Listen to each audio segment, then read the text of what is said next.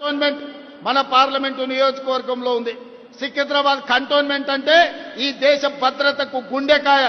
ఈ రోజు ఇక్కడున్న సైనికులే ఈ యుద్ధంలో పాల్గొని ఈ తెలంగాణలో ముఖ్యంగా ఇక్కడ తయారు చేసిన యుద్ధ విమానాలే ఈ రోజు యుద్ధంలో దేశం యొక్క గౌరవాన్ని నిలబెట్టినాయి.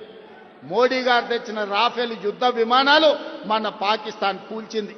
ఎన్ని కూల్చిందో రాఫెల్ గురించి చెప్పమంటే ఈరోజు చర్చ లేదు. ఈరోజు మన దేశం కాదని ఇతర దేశాల నుంచి రాఫెల్ యుద్ధ విమానాలను కొనుగోలు చేసిన మోడీ గారు మీరు జవాబు చెప్పండి. మన పాకిస్తాన్తో జరిగిన యుద్ధంలో ఎన్ని రాఫెల్ యుద్ధ విమానాలు పాకిస్తాన్ నేలగూల్చిందో మీరు లెక్క చెప్పండి.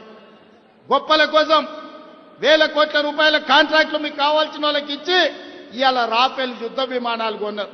అవి ఎందుకు నేలగూలినాయో ఇవాళ ప్రజలకు సమాధానం చెప్పాలి. ఇక మిత్రులారా, ఇక మోడీ కాలం చెల్లిన రూపాయి, మోడీ రద్దయిపోయిన 1000 రూపాయల నోటు లాంటోడు ఈ రోజు రాహుల్ గాంధీ గారి నాయకత్వం ఈ దేశానికి అవసరం ఉన్నది.